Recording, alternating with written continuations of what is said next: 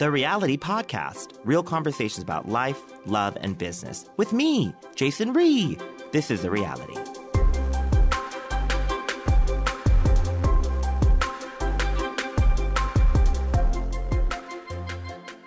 Thank you for tuning in to a really magical episode of The Rheeality Podcast. We are currently here with Rae. Is it Hennessee? Rae Hennessee-Golden. Rae Hennessee-Golden. Yes, she's married. She's married now. Get it? Butcher's queen. Exactly.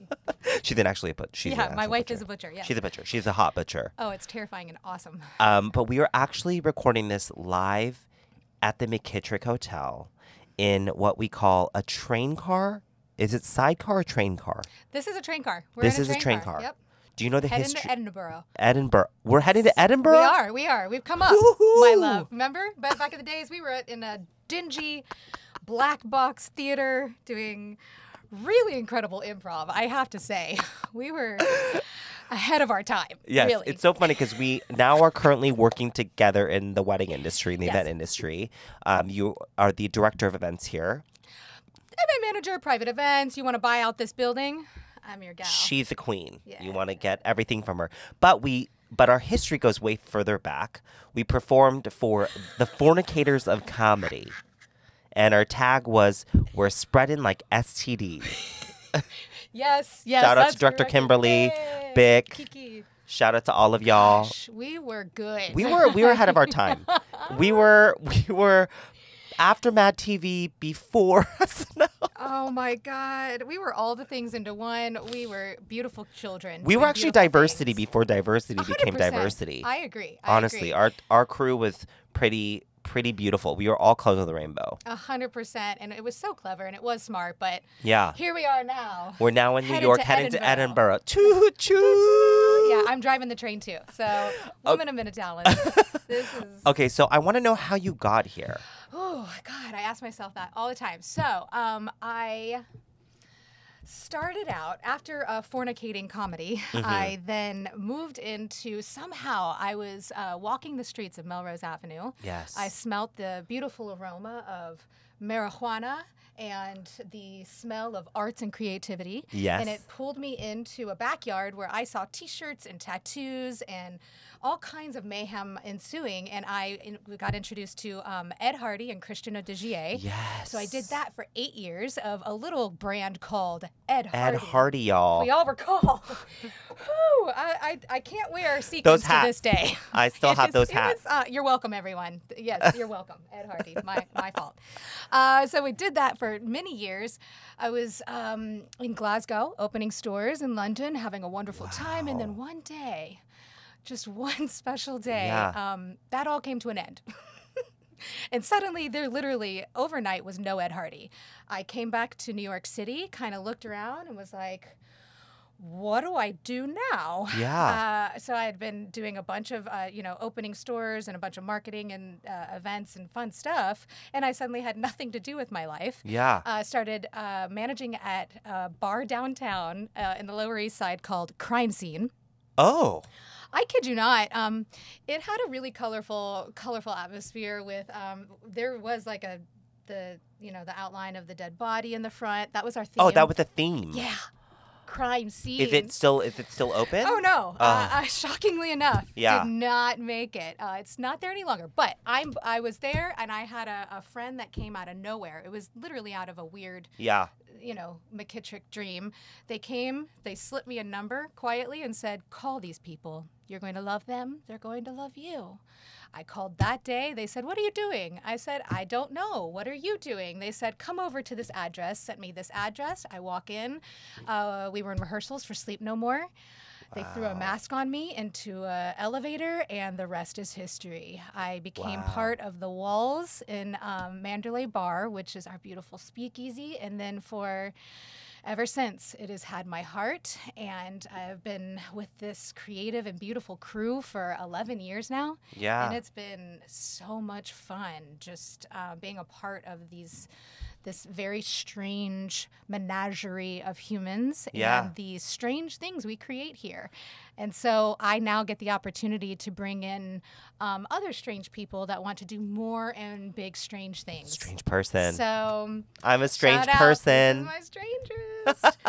So that's how I ended up here. It's a kind of a long, round story, Yeah. but that's how I got here. And then this truly is a place full of so much passion and love that once you're here, you're in it. Yeah. And it's a really great group of people. Well, and I think it's really interesting because as somebody who I think you're such an artist, you were so funny, but you also there's so many facets to you, and I think you're so colorful in the best ways. To kind of commit to a company or to work under someone else's name, I think is a very big step. So for you to feel that kind of confidence and that love with the McKittrick, that's pretty amazing. It says a lot about the company. Yeah. They made it easy. It was everybody's so truly wonderful and passionate about what they do. They care. Yeah. Everybody's listening and moving and growing. We've had a lot of successes. We've had a couple fails, but not many. But we learn and we grow, and that's what's been the really cool part about being a part of this kind of team, because I do tend to, like, if I stay with something, I stay with people, I stay. I don't go. I've had and I just stay for a long time, because to me, if you found something that works, do not fix it. Yeah. Stick and grow and become more and more. And that's, luckily, I've had such opportunity to do that I couldn't imagine going anywhere else. Yeah. I love it here. That's amazing. The producers, everybody. It's been great. It's been so much fun. And I'm so glad we were able to come together and do this. Yes. You are so incredible. You are so talented. Thank you. Congratulations. Look at us. I know. This You is did pretty this. phenomenal. And I think that's kind of coming back to kind of how relationships are made and how vital and important they are, is because we reconnected last year when I was in New York for a conference, and now we're kind of here. We're about to do the pre-party for the Not Gala, and that's a very big deal. But also for us to be able to host it at the McKittrick Hotel is probably phenomenal. For somebody who doesn't know what Sleep No More is or the McKittrick Hotel, can you give me like a boilerplate / teaser trailer of like what to expect? Like, what is it? What is the McKittrick? The best advice I can give is go in with zero expectation of anything. I always recommend people going with the least amount of knowledge possible. You will have a blast. Yeah. This building is all consuming. It's all of your senses at once. You're part of something. You're part of something. It is part of an experience that isn't just ours. It's not just the performers. You're a part of it. And so I encourage curiosity. I encourage mystery. And I encourage you to leave all your expectations and thoughts and concerns at the door. Once you come in, releasing yourself into our loving and capable hands is the way to go, which is something that we also kind of create within our events here. Yeah. We have these epic Halloween events that are just, right now the whole building is buzzing and getting ready, but people know. People come from out of the country just to come to these parties because they're curated with such love and intention and mystery. Yeah. You never know what the hell you're going to see. Yeah. You never know what is happening around any corner, and it's so much fun. I love that. And the McKittrick Hotel, I did find this out last year, is not an actual hotel. We are not. Yeah. And how long? So can you give me a little history about the building, the property?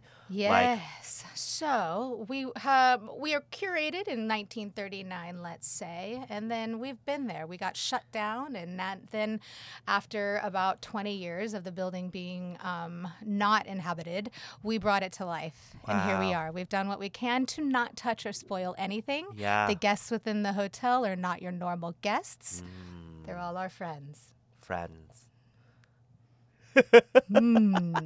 can't tell you anything else. I'd have to kill you. It's all, a mystery. We really have to lean into a mystery. It's all about that because, look, these days we're all that tangible, tactile thing of knowledge is something that I think is everybody's looking for. Everybody wants to know a little bit more, which is great, which is wonderful. But what we like to do here is kind of knock that out of your system. We are very disorienting. Yeah. You don't quite understand what's happening, and that's what we encourage you to give yourself into that. Yes. So leave all of those stresses and concerns about what your next step is out of it. What a good, it's like a life motto, I feel. It is. Oh, we definitely live in a wacky world that is without time and dimension here. Yeah. And it's great. I'm so grateful. I couldn't do this world any other way. Yeah. Yeah. I just can't imagine. Yes, I love Can't that. imagine. So how long have you been living in New York now? I moved here in 2000. And then where are you from originally? What a fun, I'm all over. I was born in Dallas, Texas. But I moved, the units that birthed me moved me at like 2 to Florida. So formative years in Orlando, Florida. Yeah.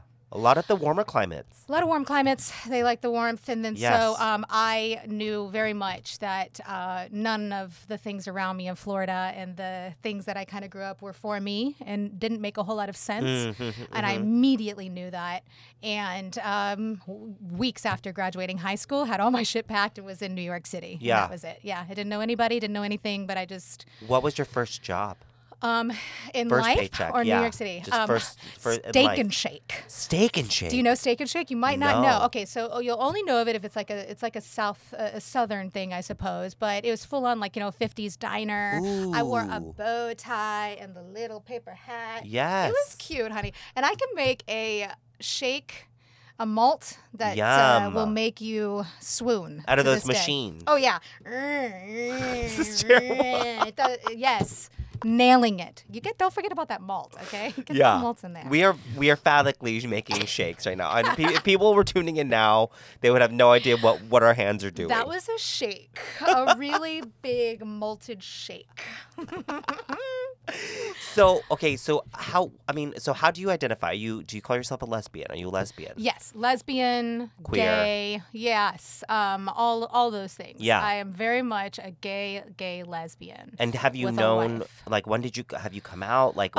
So all growing up, I thought it was totally normal to make out with your friends in the corner and be doing those weird things on sleep. I thought that was normal. Yeah. And then I at one point, I don't know, it just became oh yes I do. I remember exactly what it was. Jason, you'll love this. So I went away the summer after my junior year, before my senior year, to a pre-college, a musical theater pre-college. Oh. Yeah.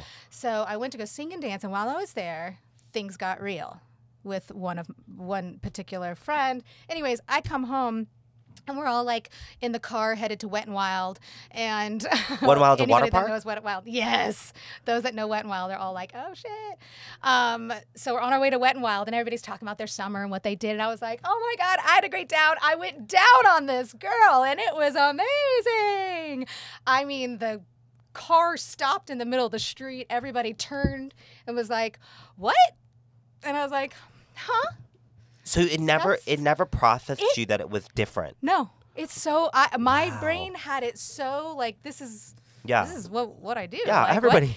And it did not seem strange. It did not seem weird. It was at that moment that I was like, oh, I might be headed down a different path. I honestly, I don't give a shit about people. I mean, I do care about people. I don't care what they think. I've luckily kind of had that, I'm from Florida. We've got some, Yeah. Where did that badassery come from? There's probably a bunch of white privilege coursing through me that allows for me to just really stand my ground. God. But in reality, I think it's trauma based. Yeah, this is all just trauma. Yeah, I feel you. So it's a little bit of everything. Yeah. It's we all go through our things and we've got our stuff. But there was definitely a point that I knew that I was going to have to not give a shit. Yeah. I was going to have to just turn it off. And there's an interesting part of me, again, that is just turned off from that. That is very helpful, but also, I can sometimes miss some cues. Yeah. But was it a conscious decision for you to stop? Was it just a conscious decision where one day you're like, I'm just not going to give a shit, but it sounded I remember being young, and I remember being like, I think I'm different. I'm not sure what that means or what that looks like. And I don't have a lot of support around me. And the things that I do see are really fucked up. Yeah. And so this is going to either kill me, and I'm going to be down a very dark path, or I'm going to have to not give a shit and really like tune into a world where I understand the good things that are in me, that are going on, and really indulge into those things and not like let things get weird, you know. And then, you know, look, we all find our ways, and for a long time, drinking and having a good time was a wonderful way. Oh, loved it. Way of coming to those really easy conclusions. And that really lets things roll off your back like a duck. I will say that. So, but you know what? And a few years ago, I got sober, and that is no longer an option. And 10 out of 10 recommend sobriety. She's a bitch. And it is hard work, but you get a chance to see some shit and to really acknowledge things that I hadn't looked at since I was looked at since I was a kid. So I mean, those there's an things escaping, right? It's an escape that we.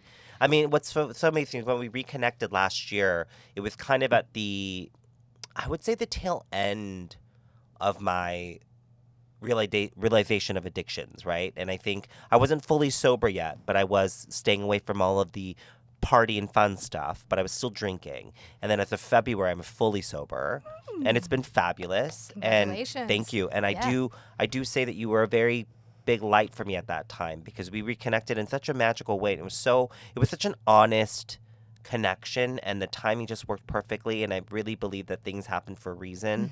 And you just seemed so grounded and strong in your sobriety.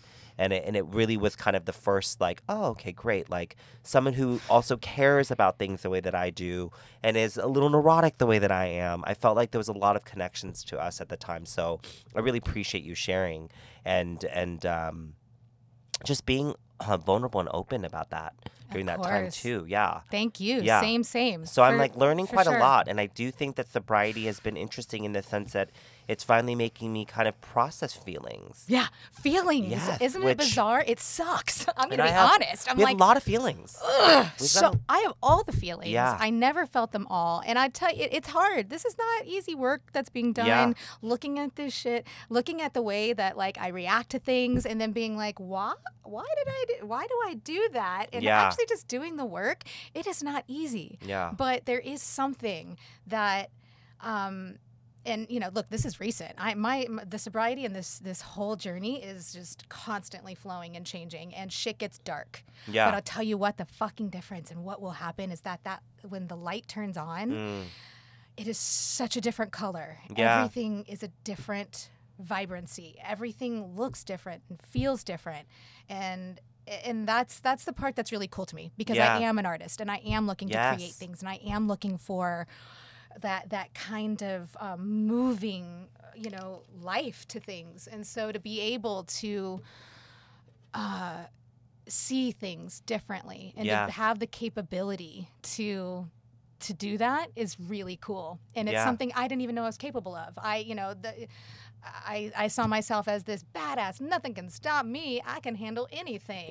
Little did I know that it was just I was using all these different tools and things. Well, not tools. Now I have tools. Just using all these mechanisms and ways to detach. That is just a million different ways. Even working, like workaholic. Oh my gosh. Like, let me think about nothing. Like, no relationships, no nothing. Like, it was just about work, and that's where I found excitement. And then getting, trashed, afterwards. That was all part of this circulation of how to not feel. And now, all the feels. So many feels, and it can get dark. It can get scary. Let's be honest. But it's when those lights turn on. It's worth it. It's worth it. And when you get to see those things, and you get to see how deep we really are as people, and it's huge. And this is what makes us connect, and how we're able to do this. Totally. So I'm so grateful, and so grateful that we did get to connect, and did talk, and it was just very casual over and empanadas. I know, and it was just like, empanadas, delicious empanadas. Yeah, and I am very honest about this. Like, it's not easy. It's not for the faint of heart. Yeah, this is not something that is like given. But It's all work. there's like a war. I don't know if it's maybe even attached to work culture where there's like this camaraderie of stressing together at work and then going and celebrating your stresses by getting fucked up. The best. That was just such a good time. And to be honest, there were some amazing experiences I had with friends in different jobs, from waiting tables to working in venues to working in hotels. And there was always this like, oh, God, like the next day we have work, but let's get fucked up tonight. Yep. And I do admit, as I'm getting older and things are just way more painful, just even having a glass of wine is so painful. Even just getting out of bed sober is painful. Yep. I do appreciate not being fucked up. Yeah. I mean, that was the main catalyst of which there should have been many. Yeah. Many reasons I stopped drinking. Yeah. The state of California asked me several times. Did they? Oh, yeah. They, yes, many times. Yeah. Many times. And I am just so fucking grateful that I did not hurt myself. Yeah. I never hurt anyone else. Me and too. that is only that is only some other level shit that has nothing Yeah. to do with me, because I was definitely spared of that. And yeah, I should have got the memo a lot of times. Yeah, me too. But Me too. it just, in all reality, the big change was meeting my wife and the way she lived life. Yeah. Because she had been sober for about 10 years. Wow. And that had never crossed my mind. Sobriety just didn't cross my mind. I was like, "What? No, that just doesn't make sense." Yeah. Because exactly like you said, it's part of the process. That this is what we do. And so to just watch someone live their life with such honesty, such rigorous passion, sober, I was like, huh. And then watching her have so many feelings, be able to express those feelings to me. Wow. And I was like, holy shit, this is a whole other life. Yeah. I'm looking at. And then, honestly, one real bad hangover, and I just looked around at my life and was like, no more. Yeah. I don't want this anymore. I'm like losing many days here just out of alcohol. And thank God, and I'm so lucky, and it just was lifted. And then it's just all the emotional and mental shit after that. The roller coaster. Yeah, Does it ever stop? I don't think so. I'm sorry. I think it's just anew. Like you have to dig up new shit every day, look at it in the face, give it kisses. Yeah, you're like, oh, what's this? Oh my God, I love you. Oh, you've been hiding for 15 years. Exactly. I think I'm in that process of getting to know the little me, you know. And I used to hear that all the time, and I'm like, God, grow up. Yeah. You know, we're adults. Yeah. There's no coddling children. Yeah. Now suddenly I'm like, oh. Do you feel like an adult? I have to be, right? I mean, I feel like we have responsibility. Yeah, I feel like we are operating responsibly, but I still feel like a kid. Yeah, I still feel like, oh my God, like. I'll be honest, I didn't get much of a childhood. Yeah. I got thrust into doing the big kid shit Yeah. really young. So I think it comes when I was young, I was like, this shit's either going to really fuck me up and I'm going to be in a very bad place, or I can't let this ruin me. Yeah. I can't let this ruin me. And somehow that tiny memo that I gave myself that always lived, like, just don't let this ruin you. There was something that I knew that had the opportunity. Like, if I let it, the dark side would win. Yeah. But, you know, I somehow, something in that little self of mine that I am now trying to hold near and dear. Yes. Knew that there was light. There was that I would be okay. That I would be here doing something like this. Yeah, that's amazing. That's really beautiful. I mean, and the way that you operate, I think it truly, you operate with such passion and grace and kindness, but there is a ferocious energy behind you. You know? Thank you. I've tried to fiery, ferocious energy. I try to be a little bit softer these days. No, you're so soft, but that thing is, you're so loving sometimes. and grace. You're not harsh at all, but you're ferocious and strong. And I think that that's so admirable, but also kind of revisiting, you know, your relationship and you just got married this year. you know? I did. And that was beautiful. And I've become a big old mush. Yeah. It's fucking wild. I used to be so harsh and so much harder. I was a hard soul. I felt that for some reason that got into my brain that's how I had to do things in order to succeed. And this woman has just brought me to my knees. I need to find a butcher too. You should. I feel like I'm like steps behind you. Get you to your course. That's okay. You're right there. Yeah. You're exactly where you're supposed to be. Your big self is. Where's my man? We're on our way. Choo choo. Just you wait. Wave to your fans.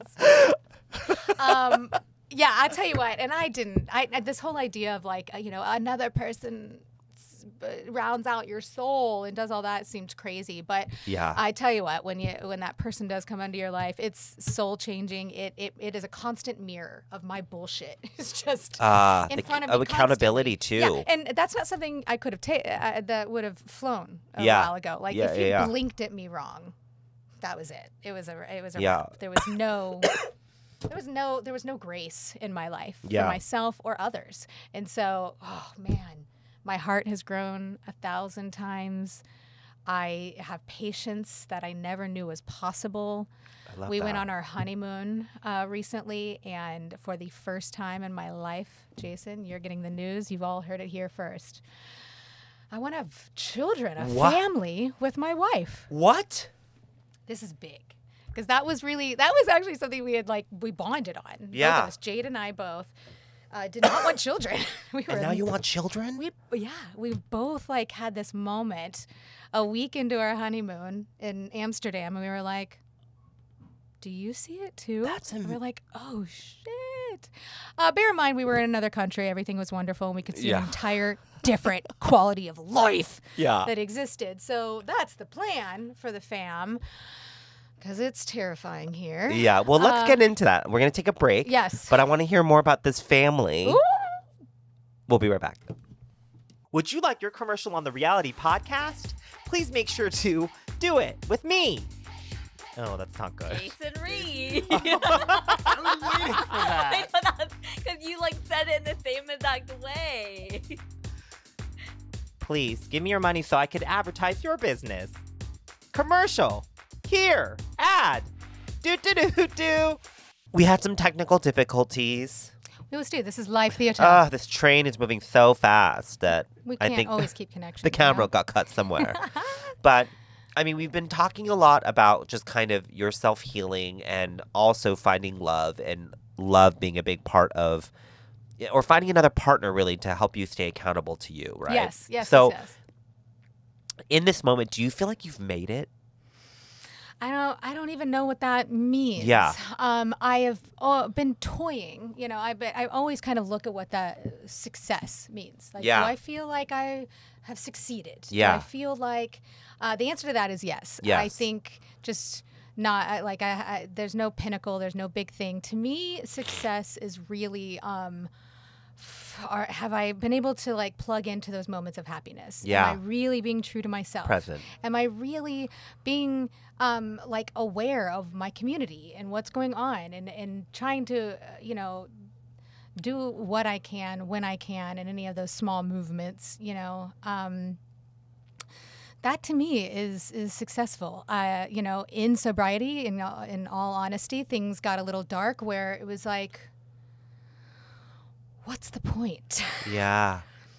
Screw success. Yeah. Screw happiness. Screw all these things. What is the point? Yeah. Why are we doing all this? Yeah. What is it? And things got weird in that, going down that rabbit hole for a minute. And then there truly was just this realization of there is no point.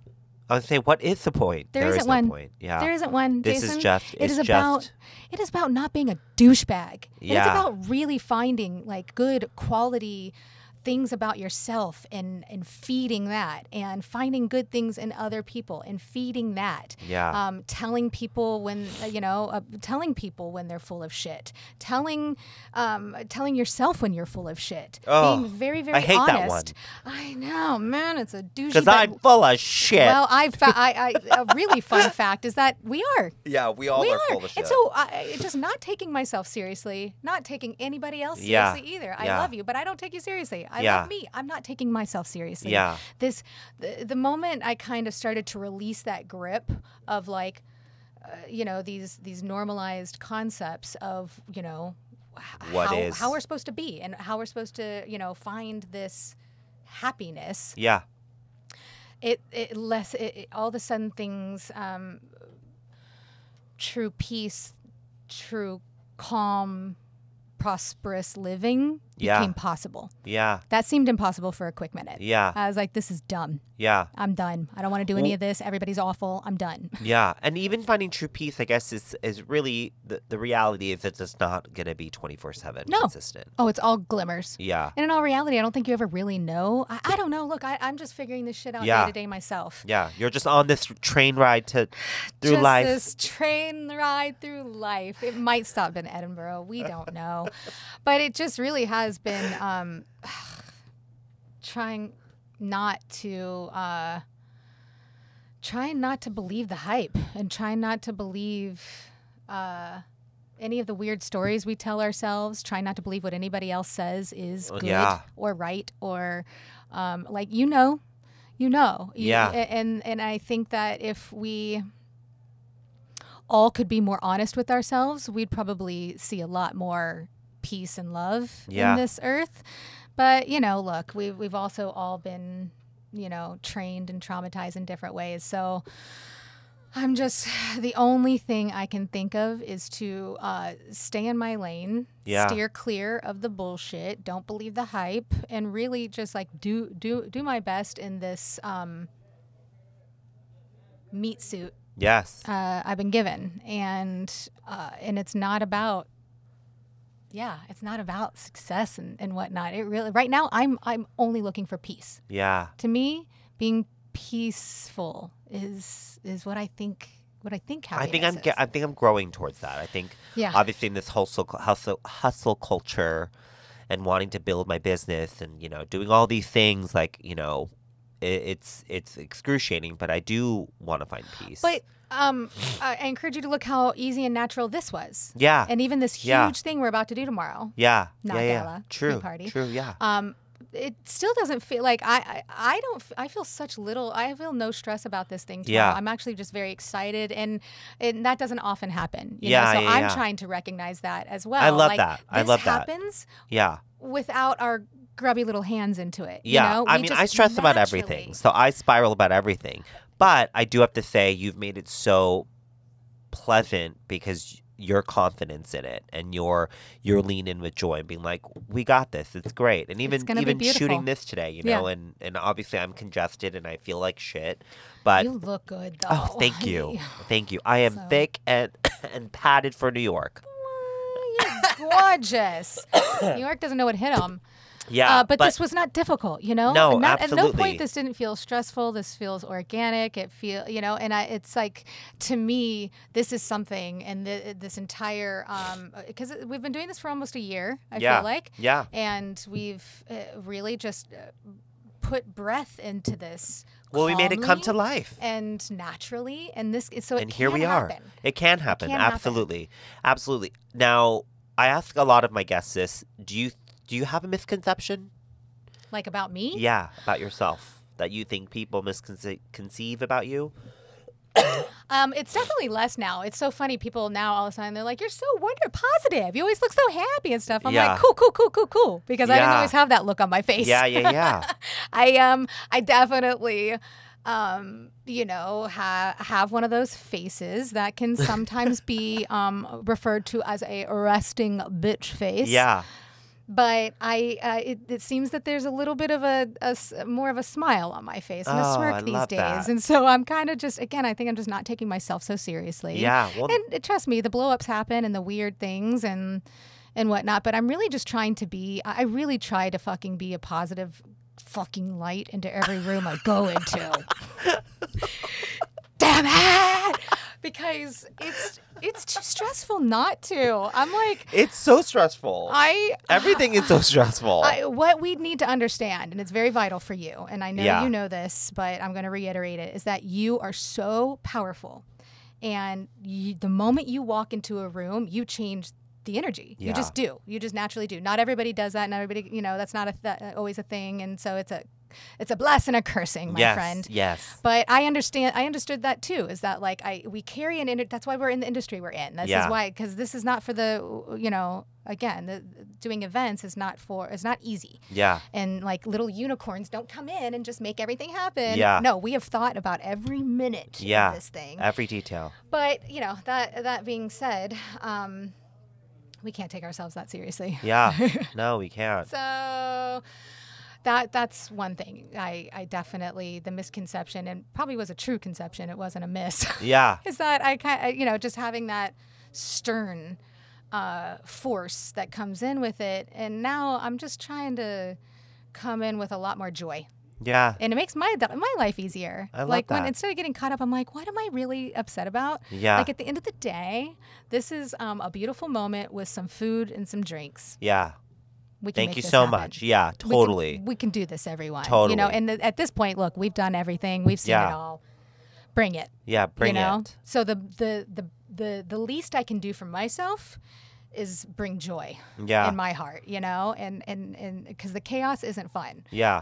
I've started to decide that, which has been really, the chaos is not fun. It's not fun. Yeah, and we think it is. Like, well, there's something addicting about it too, which I also, going back to addiction and realizing that work has become an addiction of mine too, where I'm so good at and work. We think we're overcoming all these things, and it's like, whoo, I did it. Yeah. And it's like, at the end of the day, yes, we did it, but also, did we do it with joy in our hearts? Yeah. At the end of the day, am I exhausted because I was so frustrated and spinning my wheels? I just would do that day after day after day after day. No more. Yeah. It's done. I'm working on that. It takes time. And and trust me, it's not all the time. There are definitely times when I'm like, where's the water station?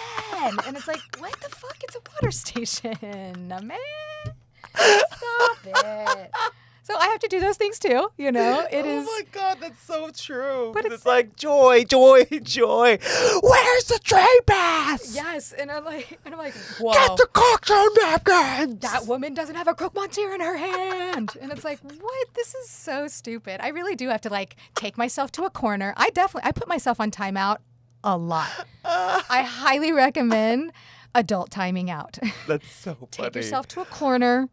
Look at the corner, breathe. Realize none of this matters. Carry on, making dreams come true. Yes. That's number one. That's preserving that. That's great. Just modicum of peace. That's now, for me, that's success. That will be the only peace. Determining factor of success to me is going to be peace. Yeah. I haven't hit it all the time. But we'll get there. We're getting there. Maybe not. We're almost at our destination. Oh my God. They're here. My driver. What? There was a motor on the train? My driver's here. It's silent. Fuck Elon Musk. He doesn't know what's going on. We've got a silent teleporter here. I can't thank you enough for joining me on this special episode and also allowing us to be in this special, special, magical place. Oh my God. And I love you so much. And I'm so excited for us to continue our friendship and explore our relationship. That sounded sexual, but it's true. We are going to explore each other. I definitely can't. I can't compete against the hottest butcher in New York. Rae Hennessee-Golden, we love you. Thank you. I love you so much. You are just a literal light in this world, and you bring so much joy, and that's why I can be around you. See, that's why how this all works. It all works. You fit in my boundaries. I love it. And I'm so grateful. Thank you for having me here. I can't believe you asked me. You have such a beautiful array of people that you've brought on your show, and so I'm so grateful you considered me and brought us here. Absolutely. Anytime. We are going to have such a wonderful time. I am so grateful for you. I can't believe we've been looking at each other, cracking each other up for 20 years. Yes. This is crazy. I love it. I love gorgeous. it. Well, thank you so much. And you can find all of Rae's information below and more information about the McKittrick, Sleep No More, Gala Green, all the things that we're doing. Come on by. Make sure. I'm never leaving, actually. I'm not leaving this place. You live here now. I live here now. Love y'all.